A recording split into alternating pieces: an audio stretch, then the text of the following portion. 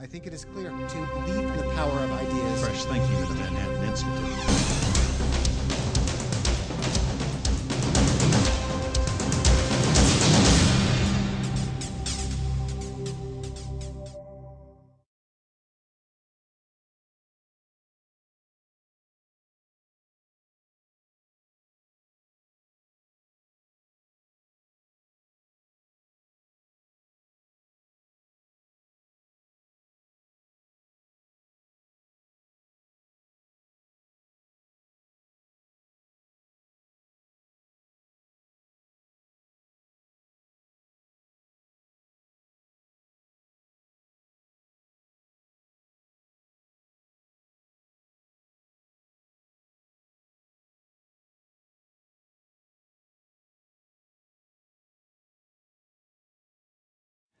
Good morning. I'm Charles Sahm. I'm the Deputy Director of the Center for State and Local Leadership at the Manhattan Institute. Thank you all for joining us this morning. I want to begin by thanking the Lewis Calder Foundation for their support of this event and their support of the Manhattan Institute's education program over the past several years. Thank you, Holly, wherever you are. I also want to thank the Fordham Institute for partnering with us on this event. We are pleased to have Kathleen, the curriculum queen, here with us today, and as well as all our distinguished panelists. In addition to our distinguished panel, we are honored to have a lot of distinguished folks in the audience, including David Steiner, the former commissioner of the New York State Department of Education, who's now back at Hunter College doing his path-breaking work on teacher development. We have a lot of media, a couple of mayoral candidates, some school leaders, and even some teachers. Imagine that. What a novel idea, having teachers involved in a discussion about education. It's a real breakthrough. And we're trying to build our education mailing list, so when you guys leave, a lot of you aren't on our list, so if you can just leave your business cards at the desk outside. We're going to be doing more and more events over the coming months on education. We want to have you all involved in the conversation. There are also a lot of folks watching via the internet, including, I think, representatives from the New York and Connecticut, the New Jersey and Connecticut Departments of Education, folks from the National Governors Association, the Foundation for Excellence in Education, and the Chiefs for Change Network, and many others. When we get to the Q&A portion of this morning's forum, I'll be happy to take a couple questions from those watching via the internet. I believe there's an instant message link that you can click on, or you can email me at csahm@manhattan-institute.org. The format for today is Sal is going to get up in 1 minute and offer some remarks. Then each of our panelists, I think we'll stay seated, it's a little tight back there, will offer a few minutes of introductory remarks. Sal will moderate discussion among the panel.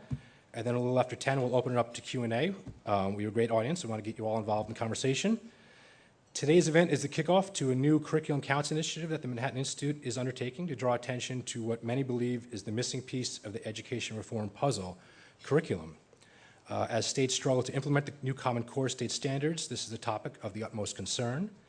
Over the past several years, much of the energy and support of the education reform movement has centered on teacher quality, accountability, parental choice, and innovations such as charter schools, all of which are vitally important to improving public education in the United States, and all of which are topics of the Manhattan Institute's continued study and research.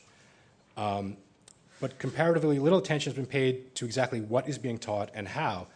Matthew Chingos and Russ Whitehurst wrote a bookings report about a year ago called Choosing Blindly, and they drew attention to this issue, and they said it's as if the medical profession worried about the administration of hospitals and patient insurance, but paid no attention to the treatments that doctors actually give their patients.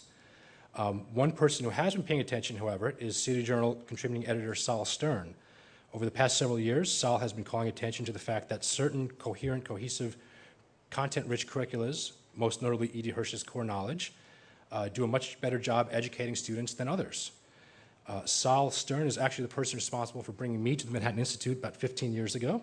I was working at the time for the Boys Club of New York, which has a wonderful education program. They have homework help programs and a residential summer school, and they give scholarships for kids to attend private schools across the country. And was watching mothers literally beg to get their sons involved in this program that kind of opened my eyes to the education reform debate and the need to give better and more options to parents. And at the time, Sal was doing a lot of great writing for City Journal.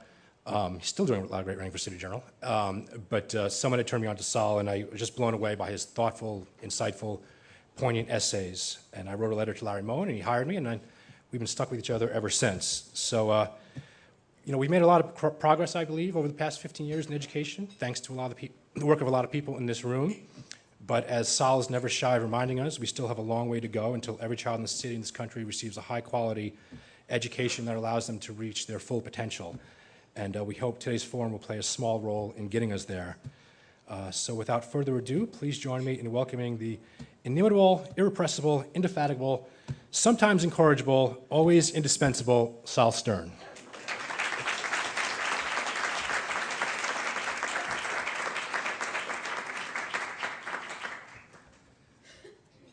Thank you, Charles. That's a real American story you just told, you know? You came to Manhattan Institute because of me, and now you're my boss. Only in America. I'm going to introduce each of our speakers in the order in which they'll be presenting. Their biographies are in your folders, so I won't go into detail about their very interesting careers, but we'll just say one nice and true thing about each of them.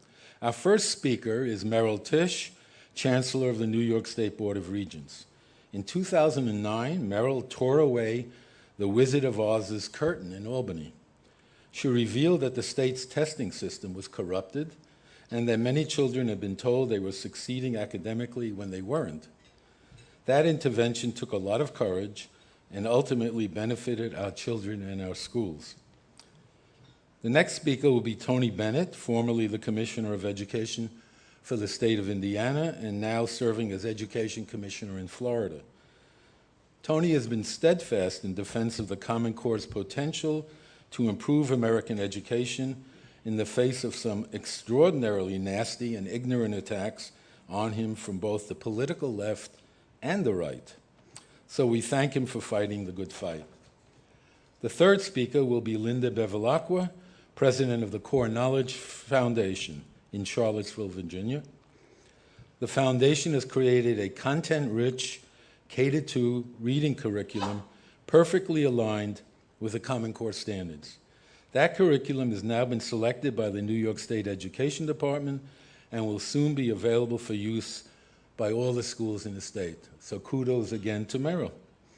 And our final speaker will be Kathleen Porter-Magee, a senior fellow at the Fordham Institute.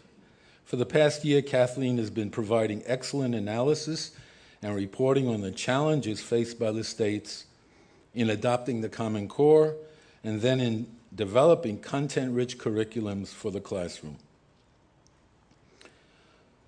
Let me begin our discussion by quoting something that was written 25 years ago and remains just as relevant for understanding the problems of American education today. Cultural literacy constitutes the only sure avenue of opportunity for disadvantaged children, the only reliable way of combating the social determinism that now condemns them to remain in the same social and education condition as their parents.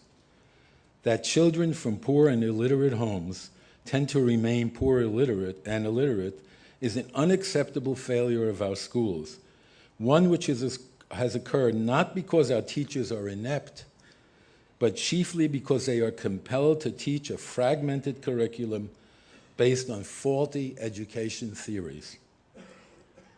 Many in this room will recognize those words.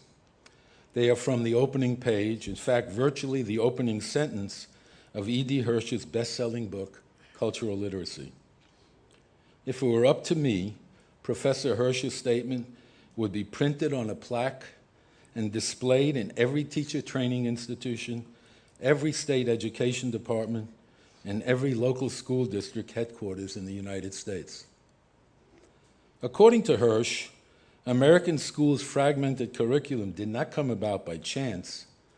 It was intended quite deliberately by the progressive education establishment that dominated the schools of education and which in turn trained the nation's future teachers.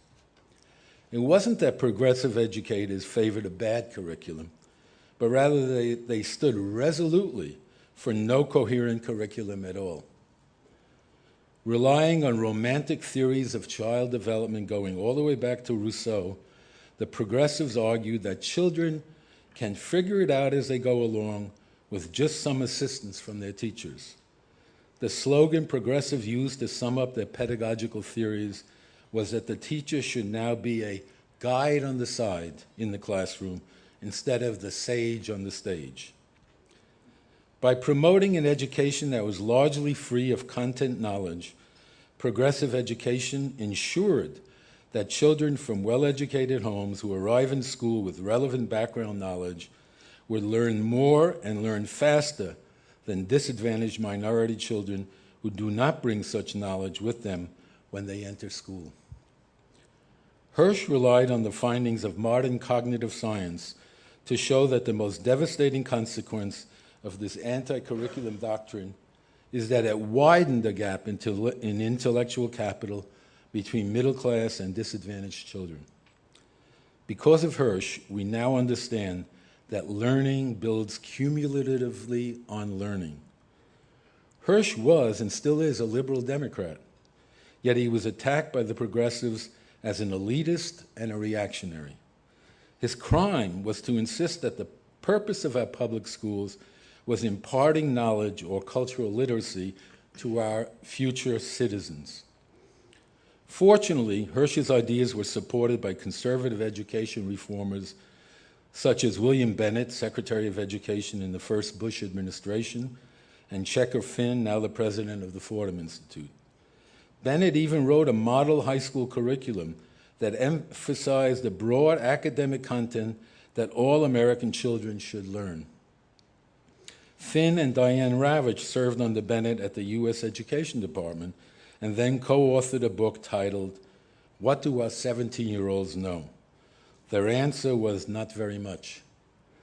Ravitch also wrote the book National Standards in American Education, which endorsed voluntary national standards and a common curriculum as a means of reducing the achievement gap. Too bad she seems to have forgotten that she wrote the book. The ferment around national standards that began largely among conservative education reformers eventually coalesced into a broader bipartisan movement. Southern Democratic governors like Bill Clinton and Richard Riley pushed their fellow governors in the direction of common standards. Finally, in 2007, the National Governors Association and the Council of Chief State School Officers agreed that the United States should learn from other top-ranking industrialized nations and develop its own national content standards. The Common Core state standards we are discussing today are the result of those two organizations' efforts. The Common Core document makes clear that the standards by themselves do not specify a particular curriculum. They merely list the academic skills that children should master to stay on course towards college. Nevertheless, the Common Core does say the following about curriculum and content knowledge. While the standards make reference to some particular forms of content, including mythology, foundational U.S. documents, and Shakespeare, they do not, indeed cannot, enumerate all or even most of the content that students should learn. The standards must therefore be complemented by a well-developed, content-rich curriculum consistent with the expectations laid out in this document. My friend and fellow Hirschian, Robert Pondischio, has written that these are the most important 57 words in education reform since the publication of the Nation at Risk report in 1983. I agree with his assessment. Before the Common Core, there was little chance for reformers to convince the education schools and school districts that the key to narrowing the achievement gap is a rich, coherent curriculum that requires teachers to systematically transmit academic content knowledge to their students. Now there's an opening, a real opportunity to do just that. It was Hirsch, the liberal, who reaffirmed that the purpose of American schooling is making Americans, and that's the title of his last book. In other words, our schools must nurture knowledgeable, civic-minded citizens loyal to the nation's democratic institutions, just as our founders dreamed. This is even more vital today as the United States contemplates absorbing another 10 million new immigrants into the body politic. Thus, you would think that conservative education reformers, in particular, would recognize that the Common Core curriculum adoptions in the states provide an opportunity to realize that dream. The Common Core train has left the station. Will it follow a route that leads to a restored American curriculum and a nation of literate and knowledgeable adults? Or will it become just another failed reform? Whatever differences education reformers might have on other issues, we should all be paying attention to the state's implementation of the standards, and we should be demanding a content-rich academic curriculum for all American children. I began by quoting E.D. Hirsch's words of 25 years ago, so it's appropriate to end with something he wrote just a few weeks ago. And I quote, "The future of American education hinges on whether the Common Core standards can be made to work. The alternative, despite the protestations of the critics, is more of the same ineffective and unjust practices that have placed the nation and its middle class at risk." That's now your challenge, Chancellor Tisch and Commissioner Bennett.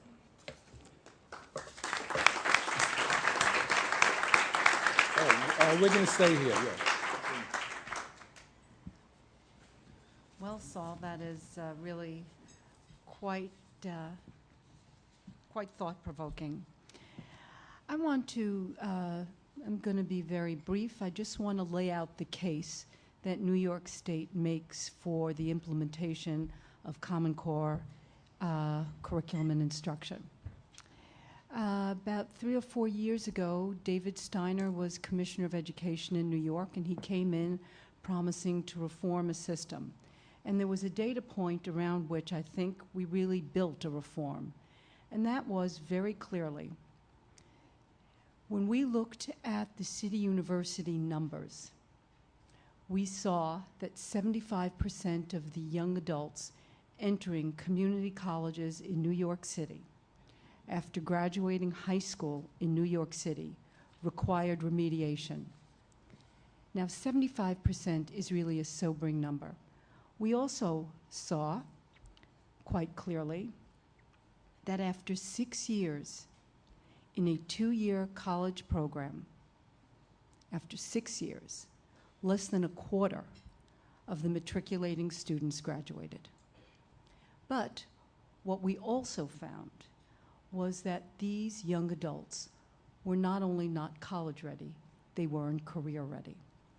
The challenge was to create a reform that was back mapped, starting with kindergarten, going all the way through entry points in college, to finally zero in on what was the content and curriculum that was needed to make sure that when a youngster enters a kindergarten classroom in this city and in this great state and graduates from a high school in this city or in this state 13 years later, they are college or career ready. Around the same time, the challenge the federal government was creating was called Race to the Top. And New York State, as you know, led by Commissioner David Steiner at the time, received the largest grant ever given to a public school system. It was $700 million. And for that, we agreed to build a data system to allow us to make data-driven decisions. We agreed to put in place a teacher evaluation system, which still eludes us in the, pardon me, Tony, in the greatest state in the country. And we, most importantly, for the purpose of this conversation, agreed to adopt Common Core standards and provide assessments that were tied to those Common Core standards. With that, New York State took a large chunk of its money and made a real bet. Not only were we going to adopt Common Core standards, but we were going to provide free curriculum online for all 700 school districts in this state, for all of the teachers in this state, to be able to implement Common Core. Now that is really, it sounds really very common sense, but it is really a very novel concept. free curriculum, free instructional passes to every teacher in this state, every parent in this state who has a real vested interest in what the curricular demands are going to be, can go online in New York State as we roll this out. Everyone will have access to this content-rich curriculum. We have engaged with, I think, the best vendors in this country to produce content curriculum that is, and I want to delineate, free to every youngster in every classroom and every teacher in every classroom in this state. We've had 12 million hits on our site called Engage New York. I suggest, if none of you have been online to view it yet, you go out and you find out what Engage New York looks like, and I think you will be very pleased to see what has been built. So I want to take this moment to publicly thank David Steiner for his vision and for his courage, because, David, where are you, honey? Please stand.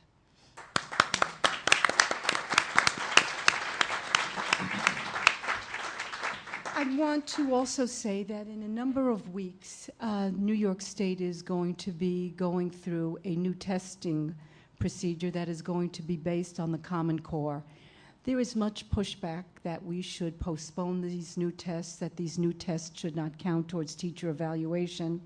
And I would say to those critics, every year that a youngster graduates from a high school in this city and is not prepared for a job in the 21st century, or not prepared to enter a 2-year college program with the guarantee of finishing that program, I would say they are already held to that standard. I think the urgency around moving forward is clear. I think 3 years ago, we messaged that we were moving to Common Core. I think you would have to have been hiding someplace not to understand that Common Core was real, Common Core was here to stay, and Common Core is the wave of the future. I would also say that Tony Bennett pointed out to me something that John and I have spoken about.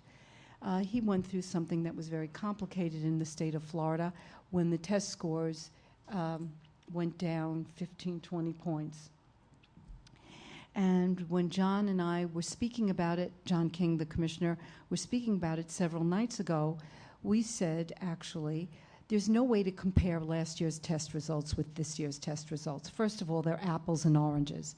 But the comparison does lie, I think quite truly, in what was done several years ago when we back-mapped the graduation rates. And we not only said, okay, New York City, yes, 60% of your kids are graduating, but actually that's just completing high school. How many of those kids are actually graduating college and career ready against the Common Core standard? I believe when the test results come out in June or July, hopefully in June, you will be able to see that that standard that we set, that was that college and career ready standard for how youngsters were going to perform on state tests, is probably a perfect alignment with what these results are going to look like. I also want to end by saying one thing. You know, over the course of the years, Mayor Bloomberg and I, who share a deep personal friendship and bond, have often spoken about what was going on in the school system and how brave I think he's been in the fights he's taken on and the work that's been done. They had so much work to do in the city of New York in just turning around a huge bureaucracy, making sure the buildings were open, making sure the windows were repaired, making sure they could provide safe environments in which teachers can teach and youngsters could be educated. There was a lot of work that was done there. Today, the city is going, you know, to talk about the next tier of their work, which will be providing content curriculum to their teachers as they prepare to adopt the Common Core. I want to applaud the city for doing this. I think focusing on curriculum and instruction is wrong. You can't improve school systems by just moving the chairs around on the deck of the Titanic. You've got to engage in curriculum and instruction. The city is about to do that.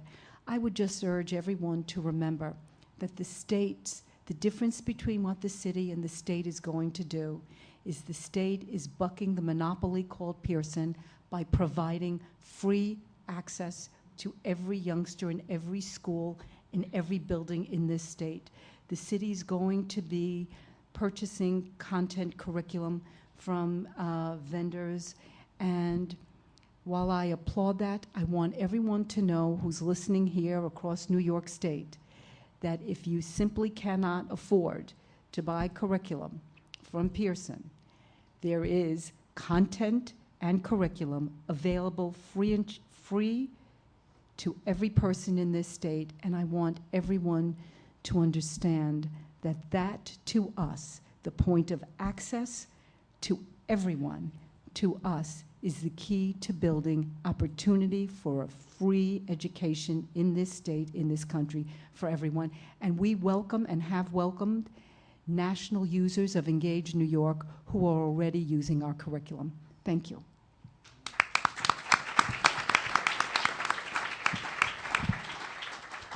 Good morning. Thanks for being here. Merryl, I will say this. It will be sunny and 70 today in Florida. Well, you're going to have to sing for your breakfast here, Tony Bennett.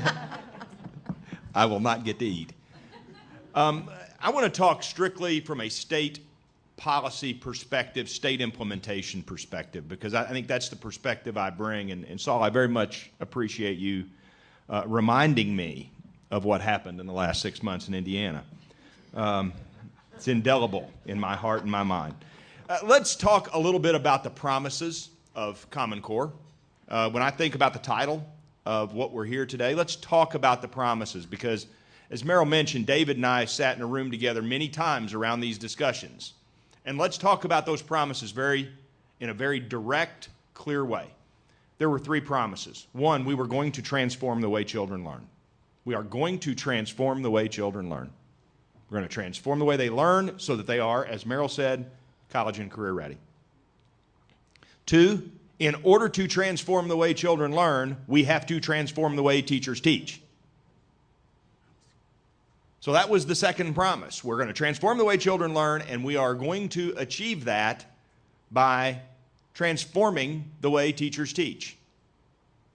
And the third promise was we are going to transform the way we analyze the way teachers teach and children learn through a next generation of assessment. In the most basic framework, that is the charge I believe states have around implementation of Common Core. In its most basic sense, it is transforming the way our children learn through transforming the way our teachers teach, and then checking that with the transformation of the way we analyze student data, teachers teaching, and student learning. Very simple. Along that kind of theme of simplicity, and David's pretty used to my very simple explanations, there, in my opinion, from a state perspective, there are 3 ways we must achieve those things. Merrill hit these very well. 1, it has to be a huge communications lift. Now, let's talk about communications at every level, because, again, we talked about students and families, we talked about teachers, and Merrill talked about assessment. One of the things we have to do is we have to illustrate to families that this is better for our children, and it's better for our individual states, and as a result of that, it is better for our nation, because we will be producing a generation of learners prepared to function in the 21st century.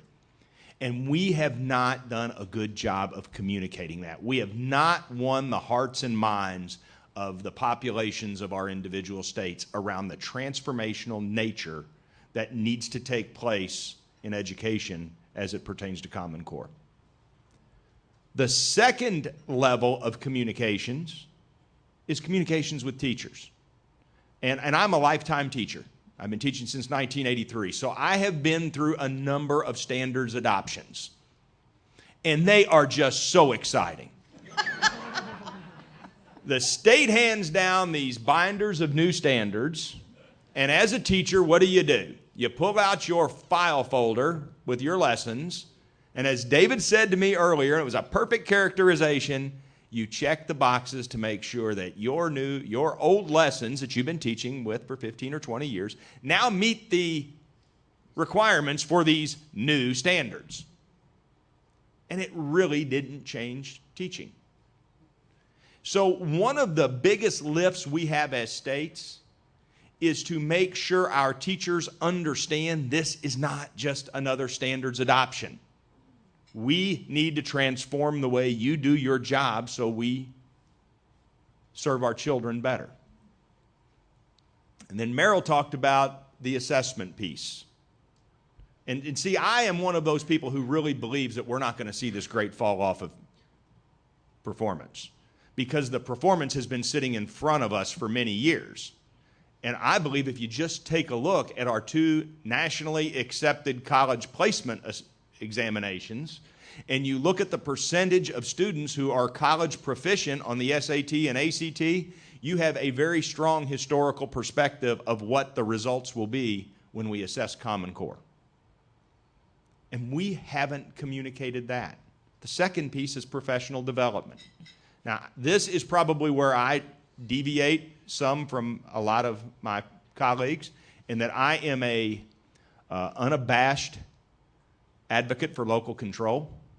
I believe the role of the state is to inform people of the best practices across our states, across our nation, and it's up to the districts to make the right retail transaction and meet our expectations, which is one reason I would say here in New York you do have, in my opinion, through David's leadership, John's leadership, the best practice for informing your communities of the type of instruction and the lessons, the curriculum necessary. But I think that's our job, is we have to communicate that to teachers. We have to make that professional development available to them, with the understanding that they have to use it differently than they've ever used it before.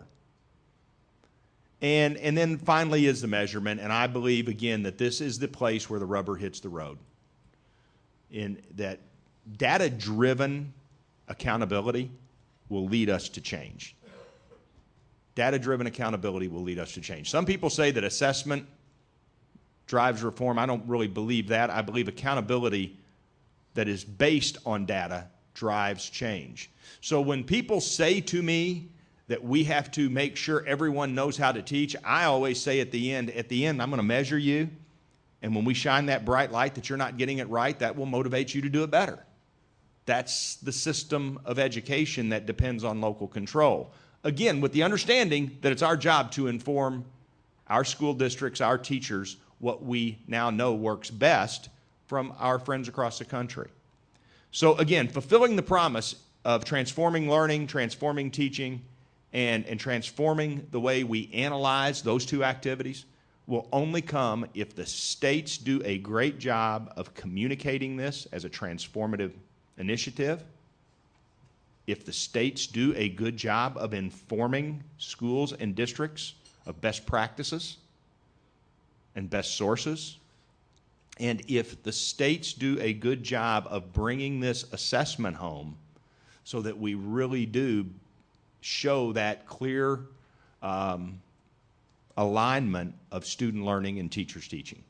So that's kind of what we are wrestling with as state education agencies across the country. And I believe if we get that right, we will see a huge change in American education. So thank you very much.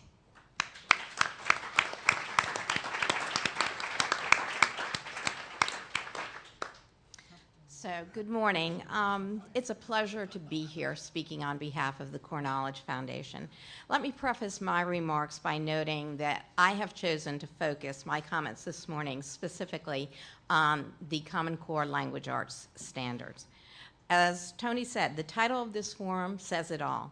In thought, word, and deed, the efforts of the Core Knowledge Foundation over the past 25 years, led by E.D. Hirsch, have been devoted to making the case that indeed curriculum counts. And so we are very excited about the promise offered by the Common Core standards. As Sahm quoted, the ELA document specifically states the standards must be complemented by a well-developed, content-rich curriculum. As promising as these standards are, however, in the end, it is the manner in which the standards are interpreted and then implemented by state departments of education, school districts, and classroom teachers that really matters. And it is here that I must confess to a certain level of concern. Let me be specific. No doubt most of you in this room are familiar with or have heard of the 6 shifts that the implementation of the Common Core language arts standards will require. About a year ago, Student Achievement Partners identified 6 specific shifts or changes in instructional materials and practice that would absolutely be necessary in order for there to be effective implementation of the Common Core language arts standards. I want to be clear that I think the identification of these shifts is helpful. They certainly have become the intense focus of professional development in schools across this country. But let me be bold enough to propose that they're not enough. We need to take another step. And in the interest of providing further clarity about how the language arts standards must be implemented, if they are in fact to realize their potential, I'd like today to propose that we focus attention as well on what I am going to call the 6 traps or obstacles to effective implementation of the language arts standards. The first 5 traps are within the reach and influence of every teacher, principal, and district level leader to address. The 6th and final trap will require the attention of policymakers and decision leaders at the state level. So let me start. I call the first trap the failure to see the forest for the trees. In states and schools around this country, educators are intently engaged right now in reviewing language arts materials to determine whether or not they are aligned to the Common Core state standards. I come across a new rubric or template for this purpose on nearly a daily basis. My concern is that educators are approaching this task with a severe case of myopia, attempting to literally align single individual standards from the Common Core document to the particular goals and objectives in given curriculum materials, while failing to fully understand the big picture of the standards and their true intent. Think about the implications of this approach.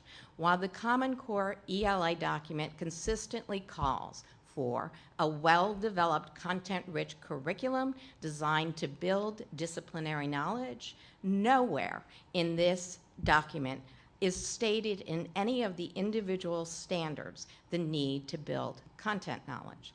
Therefore, to focus only on aligning to those individual standards leads us into failing to see the forest for the trees trap.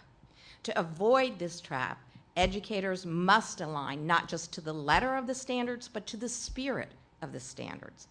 The Core Knowledge Foundation has actually created a more comprehensive rubric to guide educators in using this approach. It's available on our website. The second trap that I want to identify is the failure to go beyond simply balancing the percentage of fiction and nonfiction texts. After years of E.D. Hirsch writing about the importance of content knowledge to literacy, I'm happy to report that I see educators and publishers alike uniformly talking about the importance of informational text. Actually, many of the large publishing companies started paying attention a number of years ago and began including nonfiction selections in their curricular materials. The problem, however, is that educators and publishers have only gotten half the message. An examination of those programs and materials that include nonfiction text reveals a haphazard, random approach to the selection of text. One single nonfiction text selection on dinosaurs in one unit, Aztecs in the next unit, and Mozart in perhaps the following unit is not an effective way to build knowledge. Children, especially those who are behind, need a coherent, sequenced approach to building knowledge. And this can be efficiently and actually quite easily accomplished by grouping text selections on a single topic that are sequenced to build knowledge and give repeated exposure to key vocabulary. Here's a novel idea.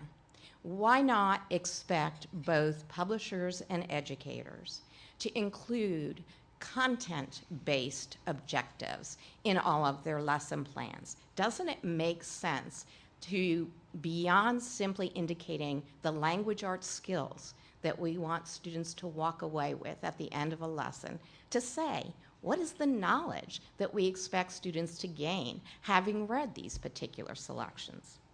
The third failure that I'd like to identify or trap is the failure to understand the nature of vocabulary growth. E.D. Hirsch has written eloquently about vocabulary growth in detail in the winter 2013 edition of the City Journal, so I won't devote further attention this morning to talking about that process. The fourth trap is the failure to recognize the importance of implementation of the Common Core in the early grades. All of us recognize and want strong reading and language comprehension for all students who are leaving our schools in the 12th grade.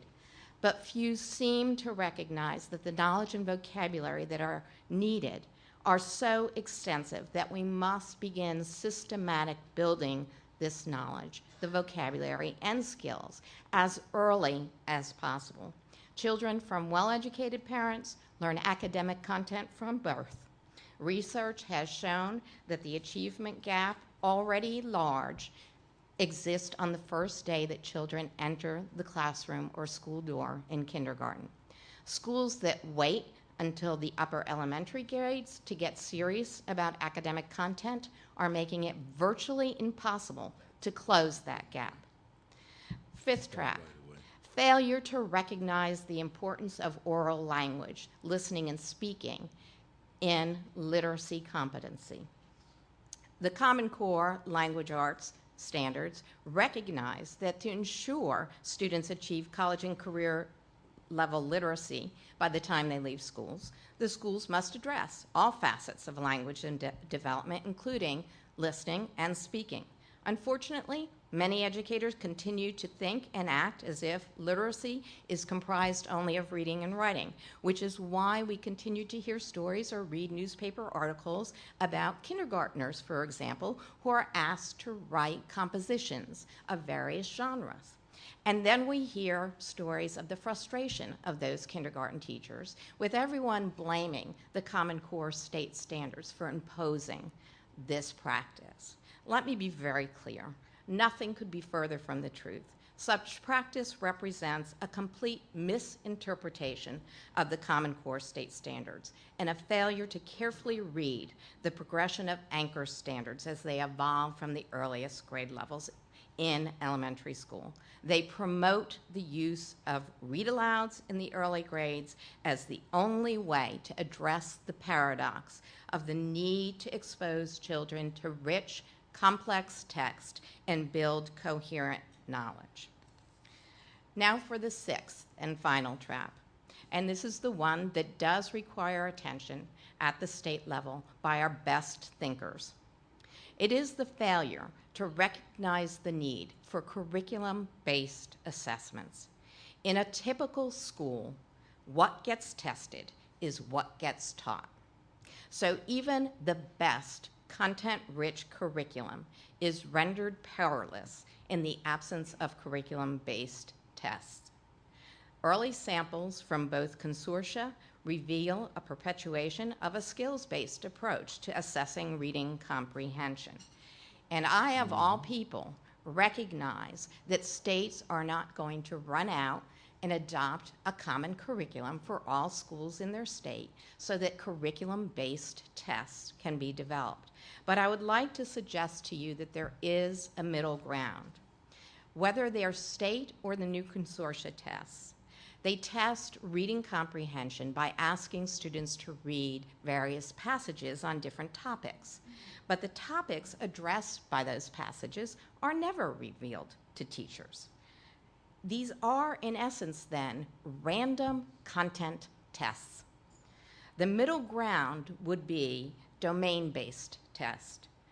States or the consortia could specify domains that ought to be studied in each grade level without dictating which text must be used or how to teach it. The state or consortia would then ensure that the passages on the state test or the consortia test assessing reading comprehension at a given grade level are exclusively drawn from these domains. Specifying the domains for each grade would counteract the tendency of schools to narrow the curriculum and focus on comprehension skills and test prep. It would ensure that all students are systematically building knowledge and vocabulary, and that as a result, would ensure that no child is knocked off the path to college or career readiness through well-intentioned but misguided instruction. So in closing, I ask those of you who are educators and policymakers in this room to think not only about the 6 shifts as you go about implementing the Common Core standards in language arts, but think carefully and deeply about how to avoid the 6 traps that I've identified. Thank you.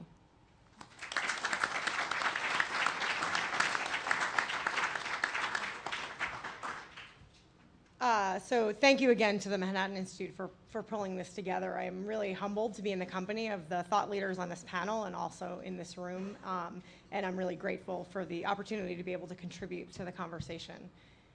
In a former life as well, I led professional development, PD, for teachers, and one of the things that we'd always remind teachers was that you should keep in mind that people's attention span, their ability to sit quietly and listen, is roughly, back of the envelope calculation, their age plus 15. So I realized that by batting cleanup, I'm going to be testing the limits of this. So I will try to be brief and worthy of testing those limits. I wanted to think about Common Core in the broader sphere of the education reform ecosystem. And, oops, sorry. I always think I'm too loud, but maybe not. And I think there are 2 very broad categories of education reform: systemic reform and classroom level reform. And I think of systemic reform as those that are aimed at reimagining school systems. And I'd call things like charter schools and vouchers and portfolio districts and even accountability and teacher evaluation, I would kind of put those broadly into the bucket of systemic reforms. Because they can change the way students are assigned to school or the way they select school. They can change the way teachers are hired or let go, or they can change the way people within the system operate. But what they can't or what they don't do is actually change what happens in the classroom every day. And the second level is classroom level reform, affecting what actually happens in the classroom every day. And in many ways, the classroom is the black box to structural reformers. So I think about classroom level reforms as those aimed at changing teacher practice, changing curriculum, altering what is taught, and how it's measured. And fundamentally, while I do think systemic change is critical, and I think it can support classroom level change, I think that we're not going to be moving the achievement needle at scale unless we address these classroom level reforms. And that's the challenge, right? You know, we have 50 state departments of education, but we have something like 3 million K-12 classrooms, and it's obviously much harder to affect classroom level change. But I do think that that's what holds the greatest promise for our schools. It's interesting, though, if we try to learn lessons, as many people often wisely do, from other nations, there are a lot of nations that have recognized the promise of classroom level reform, and they've simply forced them. They've said, they've been very centralized, and they've said, we've decided this is what you're going to teach, this is how you're going to teach it, and this is how we're going to measure it. America, obviously, and I think to our great credit, has a far less centralized system, and that means that we can more nimbly respond to the needs of what is a very diverse network of learners, but it also adds another layer of complexity to the challenge of affecting classrooms and the challenge of altering the content and skills that are taught in the classrooms. when I think about reform, I think that over the last several years in particular, we've made significant progress in pushing systemic reform. Leaders like Tony Bennett are at the helm in many states, and it's great to see reformers really taking the lead in states and in districts. We've seen urban parents have a lot more choices than they used to, particularly in some communities. We've seen charter networks grow and really do amazing things for kids and really influence the debate over what's best for kids and what should teaching and learning look like in a really positive way. But we have yet to make the same kinds of inroads, I think, at the classroom level. We have shined a spotlight on schools that are doing really good things, or we've highlighted isolated promising practices, but we haven't yet figured out how to advance classroom level reform at scale. And I think when it comes to Common Core implementation, that is going to be our biggest challenge. And while everybody likes to talk about how Common Core will change everything, it really is at its core, it's a classroom level reform, even though obviously it does touch on all of the systems. Because obviously if the standards don't impact teaching and learning, then implementation of the Common Core is not going to look fundamentally different than implementation of any of the state standards that preceded them. What does that mean? I mean, that's obviously a huge challenge. And I guess I would say three things. First, I think we need to accept what I see as a very hard truth, that when it comes to Common Core implementation, in a lot of circles, we may be trying to do too much too soon. And when I think about Common Core implementation, I think if we're going to get serious about getting it right, we should take a page from the standards themselves and focus, particularly in the early years of implementation. We need to be thoughtful and really systematic about the changes that we're trying to make and how those changes interact with other existing policies and with other reforms that we're pushing. Otherwise, I worry that we're setting ourselves up for either a PR failure or a systemic failure or potentially both. Second, I think the Common Core obviously needs to impact classroom practice, which means that, and obviously, as we said, we can't just say, do it this way. So what we need to figure out a way to do is give really clear and explicit guidance about what the Common Core means for curriculum and instruction, what the shifts are that Linda talked about, how to distinguish, and this is, I think, probably the most critical point, and is the point that we're going to linger on today, I'm sure, how to distinguish between resources that are really genuinely and faithfully aligned to the Common Core and those that have just been rubber stamped with a shiny Common Core aligned label, and we've all seen those, I think. And I worry that in too many states and districts, we have leaders who are waiting for somebody else to provide that guidance. And often that guidance will end up coming from publishers who may not be giving the best advice on what alignment to the Common Core should really look like at the classroom level. And finally, when I think, and this has come up before with each of the panelists, but just to underscore the point, I really think that we need to prioritize getting the Common Core aligned assessments right. Obviously, assessments drive so much of the reform, the systemic reform we're talking about. And a survey that was just released this week or last week, the Whiteboard Advisor Education Insiders survey, made it seem like a majority of people are thinking that the assessment consortia are off track. If that's true, I think that's a critical problem, and we need to do whatever we can to make sure that those assessment consortia are on track or to help get them back on track. And I really think that where we need to push as states and as districts is to get assessment quality and rigor right.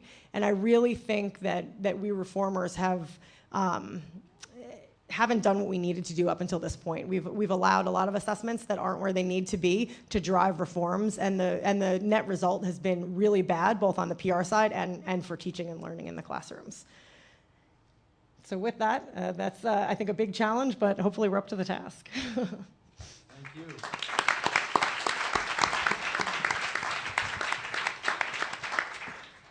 Okay, I'm going to try to generate some cross-discussion here, and then I'm going to leave a lot of time for what I'm sure are going to be a lot of great questions from the audience. But just to begin, I want to throw it out there. Have any of you heard anything from any of the other panelists that you feel you'd like to respond to or add to or amend some of your comments because of the comments of our two provocateurs on the other side? Well, I've been whispering in Saul's ear. First thing I would like to point out that it is a credit to the state of New York to have Linda working on our curriculum and standards work. And I just want to say that we chose quality, and I can tell you all this morning, you cannot help but be impressed with how thoughtful the work is. And as for the admonition that Kathleen made about the two national test consortium, one thing we did in New York was we built in belts and suspenders.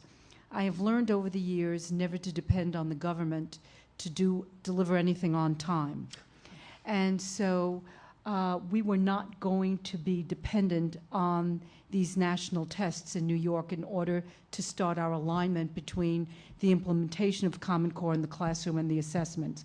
So simultaneously in New York, we have aligned our own state tests with Common Core. And so I just wanted to point that out. I don't know what's going on in Indiana and Florida, but. Well, there obviously we have, and I want to go back to when I was state chief in Indiana. We too had begun to align our state assessment to Common Core, and now we are looking at what we have to do in Indiana to be prepared, or in Florida to be prepared, because it is a daunting task. I think one of the things we have to be very, very cognizant of are the real challenges that David faced, I faced when we started these assessment consortia. And I don't know if you've ever thought about this, but imagine putting 20-plus state chiefs in a room and say, we're all going to develop an assessment, and we're all going to hit certain benchmarks together. Now, let me just itemize a couple of those for you. We're all going to agree that in the first administration, we're going to administer this assessment in total, right? That was one of the thoughts. And David's back there nodding his head because he put up with those discussions. And by the way, after you're finished, this becomes an open source for you to get your assessment. So there are states sitting around the tables of both consortia that spend a fraction on assessment of what other states sitting around the table in the consortia spend. And I'm not going to get into names, but there are state chiefs sitting there wondering, will my legislature multiply my assessment appropriation to allow me to do this? You have other states who are all states are very engaged in this discussion around testing time. That's going to be a common discussion. And then we're going to get to the one where I believe the rubber will ultimately hit the roads on cut scoring. You have states who, if they set cut scores similar to where David Steiner and I would like to set cut scores, I maintain they could politically crumble their education systems in their states. So we have to acknowledge the fact that this is a daunting task from the beginning. And it has complexities of procurement.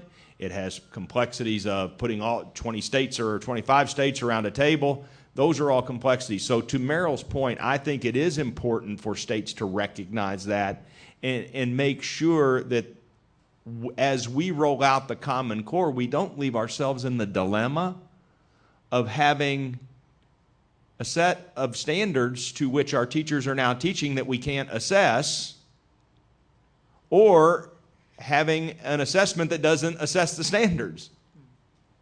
So this is a very delicate, to Kathleen's point, this is a very delicate and tough time, but it's imperative for us to think about this issue of how all of us are going to address making sure that we have assessments that assess Common Core, because that is the key to this.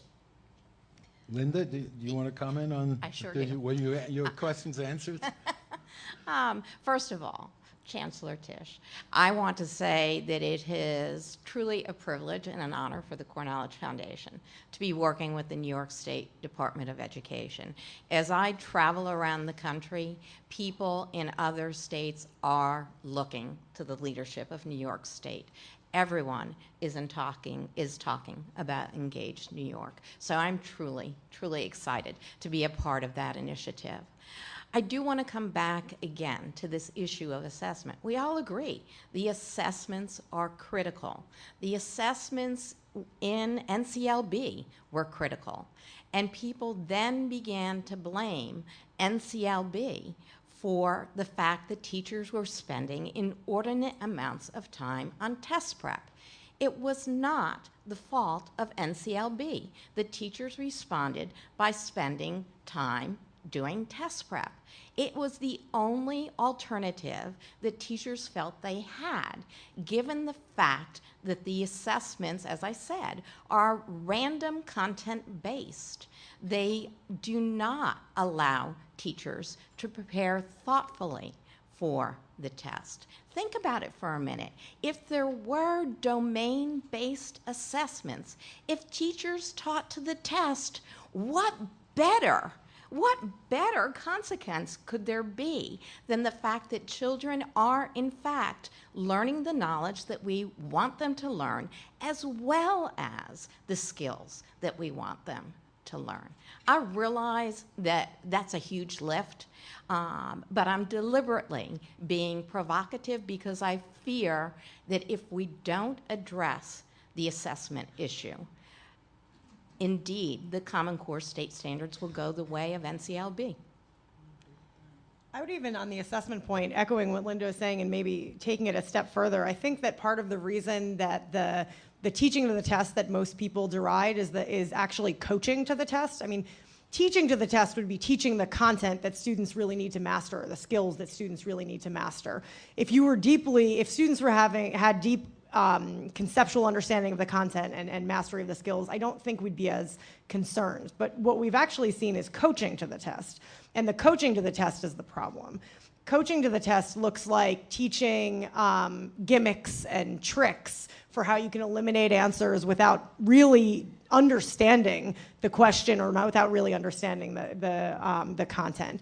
And I think one of the reasons that was possible is that so many of our state tests were very narrowly focused, and they were also highly, highly predictable. And so when you have a highly predictable test and it's used for high stakes and you administer it over the course of several years, teachers are on some level acting rationally. They're saying, okay, well, I know exactly what's going to be on this test, and I'm going to very, very narrowly focus on those things because I know the state has communicated to me that those things are the most important. And so I think when we're thinking about assessments, and assessment quality, we have to think broadly about how to develop assessments that are less predictable and that encourage the teaching to the test in terms of content and rigor rather than the coaching to the test that I think we've seen. Go ahead. Just So jump I have in. to respond to this whole issue of teaching to the test, okay? Because I have 4 children. Thank goodness they're all grown. I have a set of 27-year-old triplets, so just play this little scenario along with me. 20 years ago, Tony, Tricia, and Katie Bennett were sitting on a Thursday evening, so just let's say 20 years ago tonight. We sat at our dinner table, and guess what we did?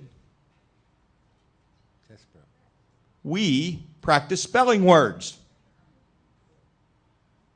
Now, as I have taken a great deal of criticism from the education community about we are now forcing people to teach to the test, it's the same argument. So my point is, this is not a huge difference. There are certain things our children must know. There are certain things our children must know, and we must be certain they know them, and we have to be able to assess that they know them. So I have never had this huge amount of patience because, as a career educator, I was always taught that when I wrote my lessons, I wrote very strong objectives for my students, and I built my assessment around those objectives so that I could go back and determine whether my students learned the objectives I had set for them as a high school biology teacher. I think that sounds a little bit like teaching to standards. And if we expect our students to master standards, we should expect teachers to teach to those standards. But this discussion around teaching to the test, I would say we've allowed that to happen. Those of us who believe so deeply in this, we have encountered that very well in our communication strategy. Can I just add, because it's interesting, Tony, that you mentioned you're a high school biology teacher. So you were clearly focused on teaching content. Again, I want to shift the focus to the elementary grades because the testing starts in 3rd grade. And in 3rd grade, elementary school teachers are teaching lots of different things. And again, the focus for the test prep or the coaching has gone towards not teaching content because, again, they don't know what the passages on the test are going to be about. So they do the only thing they can do. They teach how to use these reading comprehension strategies and skills, like finding the main idea. And these have proven to be, we've been doing this for 20, 25 years, folks. These are not an effective way to help increase students' reading comprehension. Those strategies are based on a failure to understand that we are not able to generalize reading comprehension skills across different subject areas. Reading comprehension is content or domain specific. Yes, I could pick up a textbook on advanced physics and I could literally read all of those words. But would I truly understand that text? No way. I don't have the necessary background knowledge myself to understand a complex physics test. And until we understand that the tests have got to link the content that is being taught with what is being assessed, we're going to still find, I'm afraid, that the assessments, regardless of how well-intentioned, again, and how thoughtful we've been about the Common Core state standards, and then even implementation of curriculum, that the assessments are going to fall short. Just one last round, if I may interject here. It's more than just teaching to the test, Tony. Unfortunately, it's cheating to the test. We have had an enormous number of cheating scandals around the country, and they're directly linked to the other part, what will be the other part of Race to the Top, which is evaluating teachers based on their students' advance on, or added value on the test. Because you've created tremendous incentive for teachers to game the tests at best and cheat at worst, which is happening. So maybe we could discuss that aspect and how you reduce that incentive, how you reduce the temptation to cheat by moving more in the direction that that Linda suggested of a content-based test. And we'll just very quickly go around and then we'll throw it out to the audience. Well, I would just suggest that regardless, if you look at an approach as Linda's talking about or not, the state must be vigilant about maintaining test integrity. I'd tell you, Saul, we had a situation last year where we had teachers post on Facebook the writing prompt. Now, they didn't post it on Facebook to help their students learn or to make themselves look better. They posted the writing prompt because they were accusing Governor Daniels and me of trying to advance school choice through a writing prompt. I said, you caught me. We are going to pass a voucher law through using 8th graders as our vehicles. You've caught me. But the other thing we got to think about, let's leave cheating, because I have to tell you, as an educator, I have a daughter who's an educator, my wife's an educator. I believe the vast majority of educators are very well intentioned, and we shouldn't look at that very small percentage that do stupid things around cheating as the norm. They're not stupid. They're But intelligent. But here's another issue. What about students who walk out on social media and tweet or post on Facebook the writing prompt they just had during a testing window? What about that? We haven't thought about that. That's the innocence, that's the technological savvy of youth who would walk out and say, oh, hey, I just had a writing prompt that was about X. I think technology is going to play a very large role in test integrity going forward. I think every state needs to grapple with the issue that we have got to provide the ability for technology to actually be part of statewide testing systems sooner rather than later. And so I happen to believe that most teachers are very honest. I think there are always problem areas, and New York put in place a test integrity unit last year. We're becoming very aggressive about it. I would say the good news is we haven't found large pockets. The bad news is I think we are light years away from being able to have online testing, which I think is going to be crucial. So Okay. can I just Oh, sure, quickly quickly. interject with regards, because I think it's totally related, the whole issue of teacher evaluation and accountability. Think about, again, if we had domain-based tests, teachers are then being held accountable to what they're being asked to teach. If they know the domains in advance, I'm not talking about knowing exactly what passages or what kinds of questions are going to be included on those tests. I'm talking in a broad general sense. If they know in 4th grade that the Civil War is going to be one of the domains that is assessed through various reading passages, teachers then have a basis by which they can effectively teach. That's all teachers are asking for.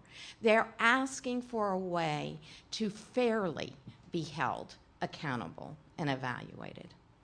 Okay, now we are going to move to questions from the audience. We A have a- reminder, just identify yourself, make it short, so give everyone else a chance. First question. Why don't we,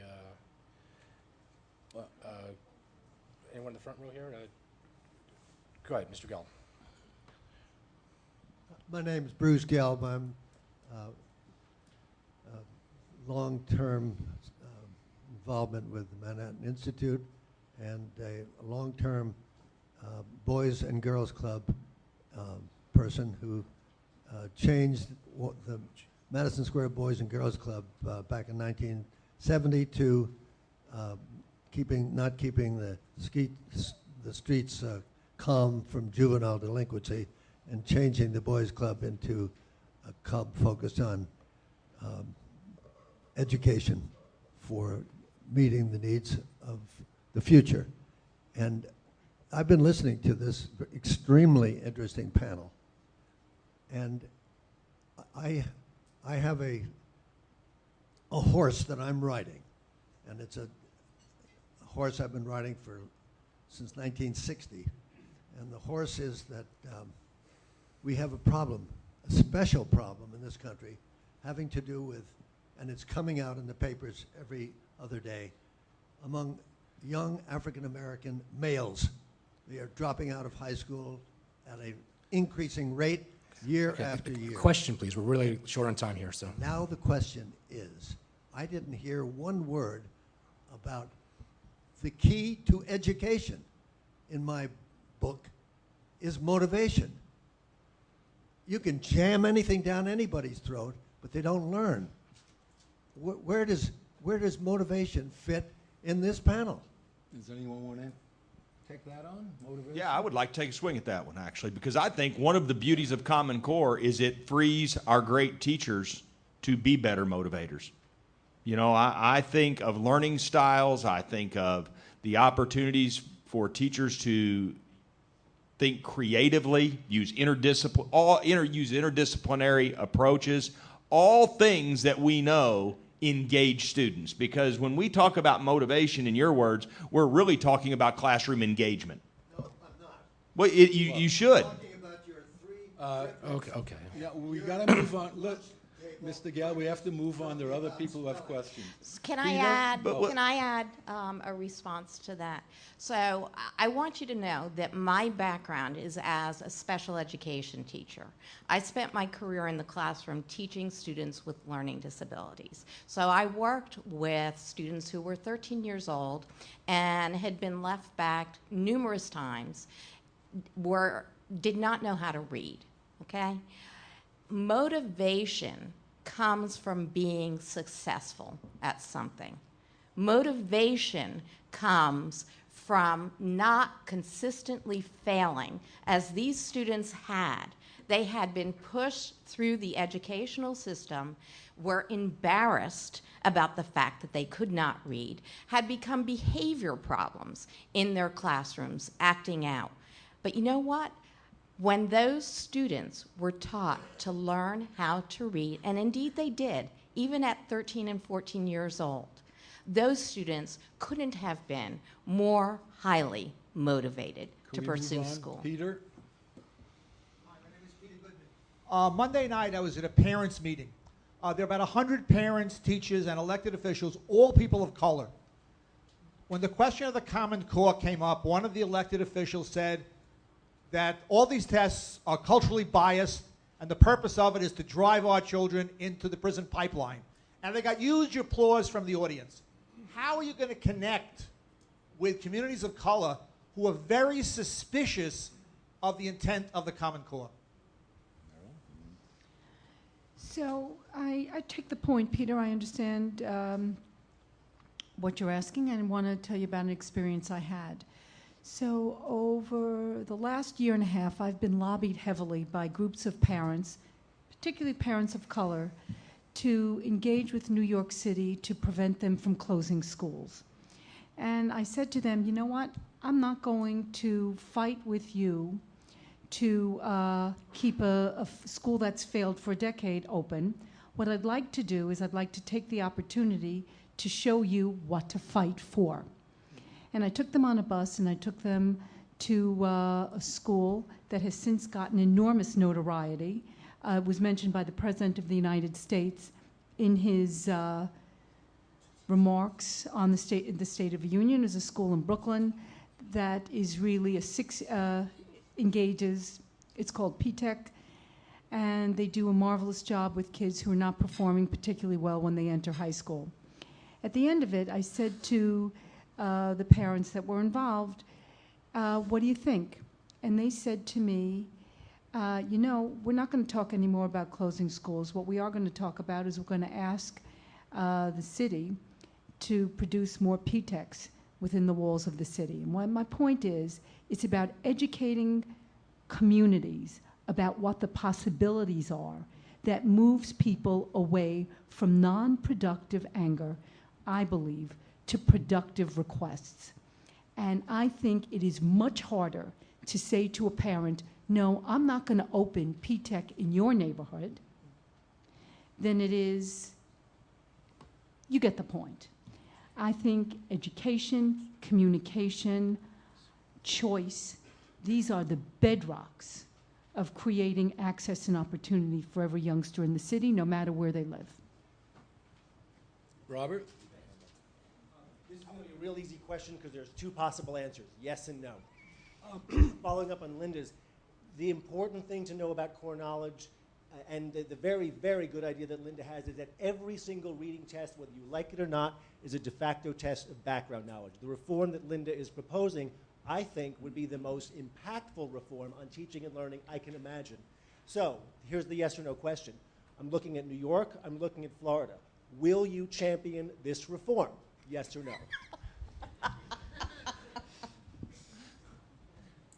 Wow. Yes or no? First, you know, I have to tell you, it's not a yes or no answer. It is not, because you have to understand that we are, let's go back to my comments around the delicate balance of a consortium. We have agreed to drive and want to see the success of Park. We want to see success in Smarter Balance as well. But we are focused on Park. So one of the things that I think I have to say is, I am going to continue to push for Park to improve. Obviously, this will be a point of discussion. But, one of the things we all agreed to when we signed on to these assessment consortia was that unless they didn't come to fruition, we were going to try to avoid going out on our own, because that's what we currently have. So these are discussions we have to have within the consortia about how we champion what appears to be best-in-class ideas and practices to shape the consortia. And frankly, these will be discussions. We are going to be discussions we will be having. But for me to say, will we champion them, yes or no, it's a little bit of an unfair question, because none of the states involved in assessment are doing it by themselves. Why don't we take Darrell Bradford in the back there, who was up with Chris Hayes this weekend and had some very thoughtful comments about pre-K education. So I just want to say something. I kind of want you to respond to it. So I've heard the theme about communication like 5 or 6 times. And I feel like on teacher assessment and a lot of this stuff, we've been really deliberate about the way we're rolling it out in New Jersey. And what we keep finding is that no one knows nothing. The teachers just don't know what they're going to get measured on. They don't know that there's stakes attached with this. The leaders don't know what we're doing, and nobody knows what Common Core is. And when the first round of ineffectives come down, the world is going to end. So I'm just curious about what just respond to that, if you don't mind, like either tactically or politically.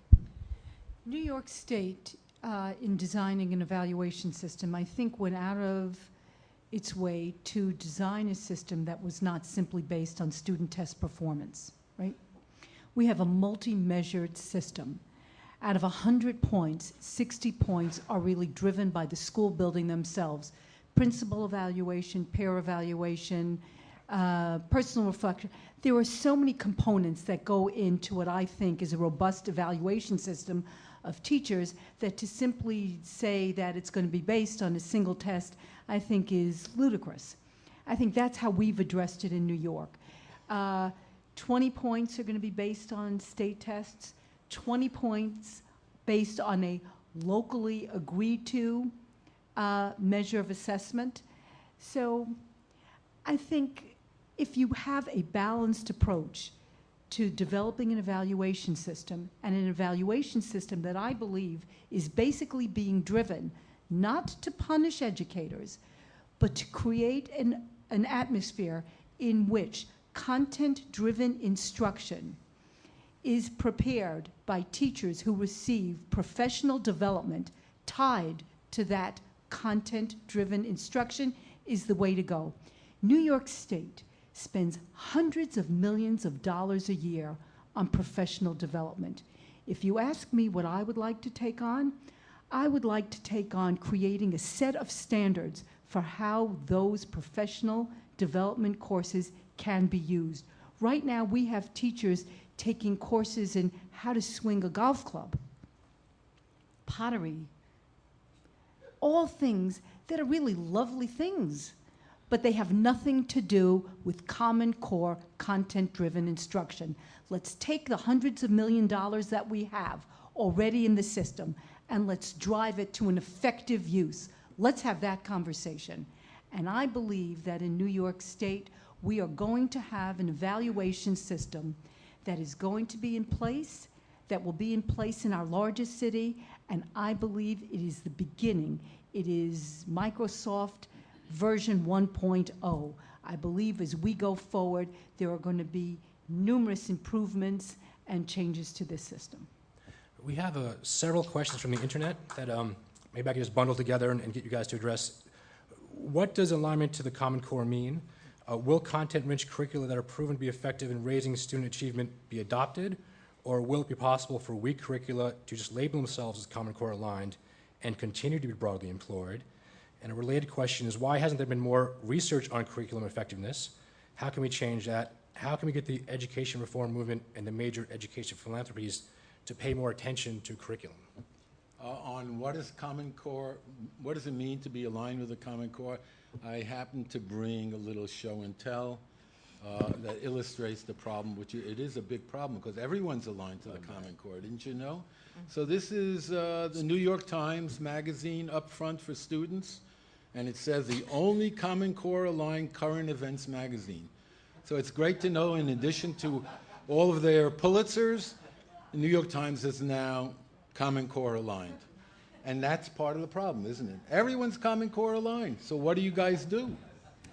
I mean, I think there are, I think judging alignment to the Common Core, I think, is going to be one of the biggest challenges. And I think there are some tools that are available. In New York, I know, helped work on the tri-state rubric, which can be used to judge the alignment and the quality of curriculum resources and materials.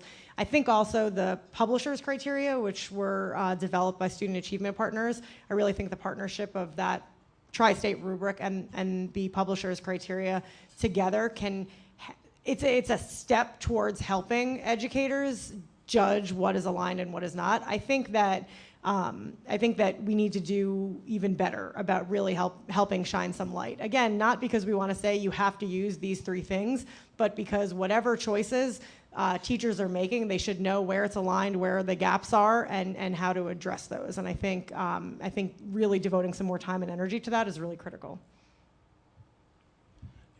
Why can't there be more research? Why can't we do some kind of, there's so much research on teacher effectiveness, and we study teachers relentlessly, but we don't seem to take, one curriculum and compare it to the other. Yeah, so let me try to address this. One of the primary reasons is that it takes time to evaluate curriculum. This is not a situation where you apply for an IES grant for 3 years, implement a curriculum in the first 2 years. Usually the third year of the grant, you're doing your assessment and write up your research. It doesn't happen that quickly.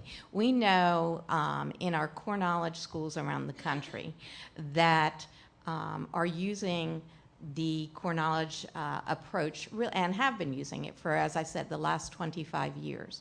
Even in the incoherent, fractured system of assessment that we have had, with each state having their own individual tests, what we have consistently seen is that we don't see differences in student performance on state tests in the very early grades between core knowledge schools and other schools. It takes time. It may be as late as 4th or 5th grade before that cumulative content knowledge is broad enough for students to deal with these random content tests. And one of the reasons I think that there has not been much research is that it's a longitudinal study that is needed, and that's expensive. Maybe one more question from the audience. What do we do? How do you choose? Yeah, just so many. You're near the microphone, so what this gentleman right there. Hi, Frank Headley, principal of Voice Charter School in Queens. You had mentioned about that online testing might be a little ways off, and I was wondering if I could hear more about the future of the PARCC assessment. I think about like when students take the GMAT, a question's asked. If they get it right, they're asked a harder question. If they get it wrong, they're asked an easier question. I think about the frustration that children face when they've gotten some wrong and then they give up on the test. Yeah, people don't realize assessments are going online in a year or two, and then I know Giselle Huff, one of our supporters, wants me to ask about blended learning and the potential, since so much as this is going to be online, the potential for blended learning to take root, and that'll be our final question, I guess. As it pertains to PARCC, I want to speak really to the technology platform, because I think that's the issue, and that's one of the 3 big areas I think we have to hit in this. That there has been a great deal of discussion inside of PARCC, and I know inside of Smarter Balance as well, about state readiness around technology. And truthfully, I would say to you, in most instances, that has focused on bandwidth and hardware. I think there's a whole nother discussion that I think you kind of indirectly asked about, and that's flipping data. That's the power. If we want to talk about the power of online assessment, it's how quickly we arm our teachers with great data about student performance. And there's no question that part of the technology isn't just a bandwidth issue, isn't just a hardware issue, it's a data warehousing issue, it's a flipping of the data issue, so that when student data comes back, it comes back quickly, it comes back accurately, and it helps inform teachers what we need to do to improve instruction. So I think that is something that I think we are all trying to deal with inside a park, and I'm certain, I don't want to speak for Smarter Balance, but I'm sure they're having the same discussions. But I don't think we shouldn't lose sight of the long-range goal, which is this isn't just about kids taking tests on computers. To your point, this is about a movement of how do we make sure schools are equipped to instruct using technology. How do we use this tool? Because if we're not very careful and very intentional, we're going to have the next achievement gap in our country. And the next achievement gap in our country is going to be between the children who know how to access information in an information age and the students who do not. And that will likely be a haves and have-not discussion again. So this is about bandwidth, this is about hardware access, as well as making sure we flip data that is driven from technology-driven instruction back to teachers as quickly as possible. Anyone else want to weigh in? Okay. Well, join me in thanking our panelists for a very informative discussion.